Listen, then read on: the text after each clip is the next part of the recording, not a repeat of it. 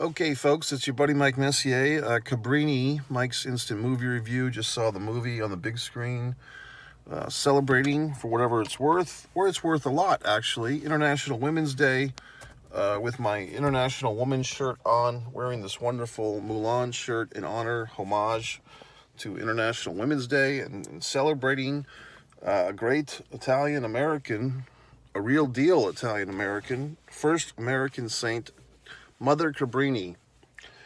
So I would think, yeah, go see this movie. It's a good movie. It's a drama. It's a long one. It's about, I think, 2 hours and 25 minutes.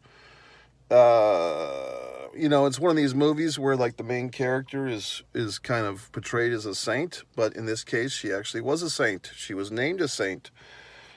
She was in Italy. In Italy, she had this vision of making this empire of hope. She wanted to start in Asia and China and help the orphans.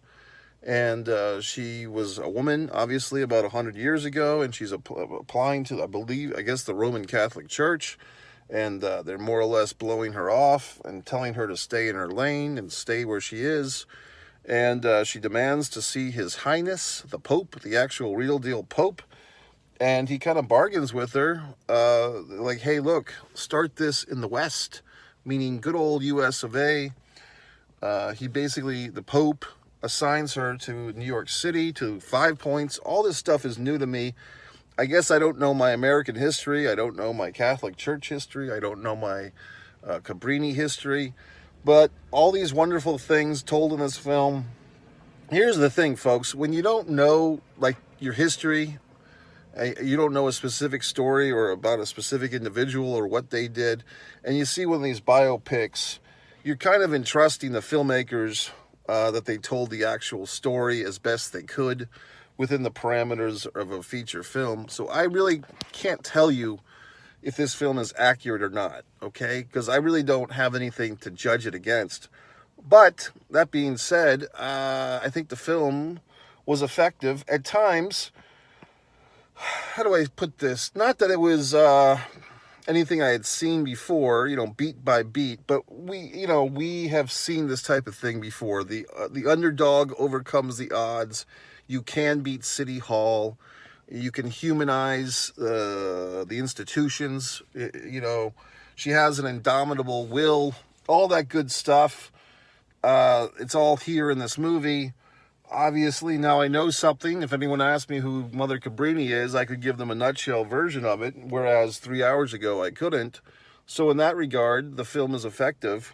And you start to ask yourself these questions that Mother Cabrini asks us. When we die, we'll be asked the question, what did you do for the sick? What did you do for the poor? And it's like, shit, I don't know. I kind of like avoided them. You know what I mean? Like, that's the reality. Like, if I'm driving up in my vehicle and some person, assumingly homeless or whatnot, or poor, or maybe just pretending to be because you don't know, but if they're standing outside with a little sign, my fear is if I roll down the window, they're going to punch me or shoot me. You know what I mean? Because what the fuck? I'm in a seated position. I have no defense. So I tend to just keep my little windows rolled up, okay? As far as the sick, yeah, you want to help. But do you want to get sick yourself? You know what I mean? And I know that if you're talking about certain non-communicable diseases, then that's a different story, obviously. And I do give to charity, okay?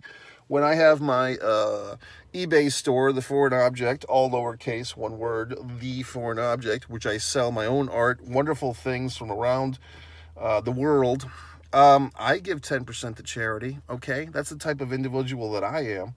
So, I do whatever the fuck I can. But did I do Cabrini's type of stuff? No. But this is the type of movie that's good, that it's made every once in a while. It kind of, gives you a little bit of hope for humanity. There's other thoughts that come to... Look, there's nothing wrong with the movie. The movie is fine. You're not going to have romance. It's about a nun. You're not going to have comedy or whatever the fuck. It's not Johnny Knoxville. It's a nun story. So it is what it is. Okay. But the soaring music, and it is... this is becoming like a ritual here. Angel Studios, first with last summer's surprise hit, The Sound of Freedom. Was it Sound of Freedom or The Sound of Freedom? I think it's just Sound of Freedom. And Angel Studios, and they had like kind of a sci-fi movie a few months ago that I reviewed, and here they are again on their own, doing this movie. And then once again at the end of the movie they say, hey, pass on the buck, buy a ticket for your fellow man, here's a fucking code or whatever the fuck. So all these wonderful things.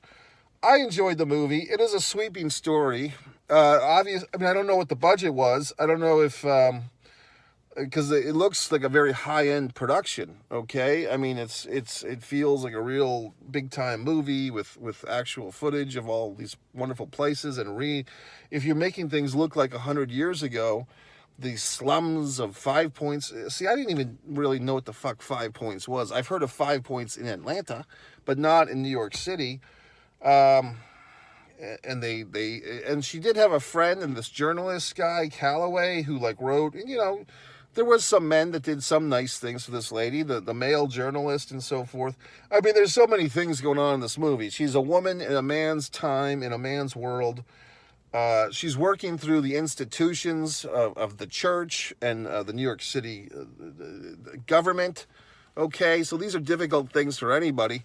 And it makes me reflect upon things like seeing the situations that this woman is in makes me kind of like, I don't want to deal with people. Like when you're dealing with assholes, like she's dealing with the church people and the government people, it kind of, to me, it validates my own feelings of, I hate institutions. I hate when you have to go to some asshole for approval and get voted on. Yes, we need institutions. Yes, we need these things. We need governments. We need agencies. I get it. But if you're trying to work within that system, it's very difficult. It's very annoying. And for those of you that follow me over on One Pro Wrestling and Sports Fan, and you know how I applied to work for the WWE creative writing team and had a job interviewing Titan Tower, and they did not hire me because they're idiots and assholes. Now that we know what we know about what's going on in that goddamn company, I can say, well, I'm glad for their sake that I wasn't hired, because I would have blown the roof off that place. I would have been the whistleblower to save all these people from this Vince McMahon shitting on women. Okay? I would have been the one to call the authorities had I been there and known about this information. Now, all the parasites and all the bootlickers in that company did nothing because they have low integrity. Okay? But I would have. So anyway, it is what it is, folks. The movie, it's good, it's sweeping, it's high production values. I guess this Angel Studios is coming on strong as like this powerhouse now, where we're going to see these type of movies that have like this religious subtext or undercurrent or even focal point of these major people doing God's will. But the movies are not preachy like the Kirk Cameron, whatever the fuck, Escape from Alcatraz or Left Behind, whatever the hell he's doing. These movies are not like that. See, that's the thing with these Christian films. They typically play to the, preaching to the choir, okay? And this film adds, I get her fucking name wrong. Cabrini, as last summer's Just Say Freedom or The Sound of Freedom, they're going for the whole enchilada, like all the audience. They don't want just the people coming in from like a church group on Wednesday night.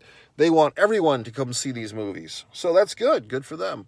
So I tip my little hat to Cabrini and to the filmmakers. I do think it was good. I do think it was effective. Were there moments when it's kind of like, okay, we've seen this before? Yeah, but that's okay.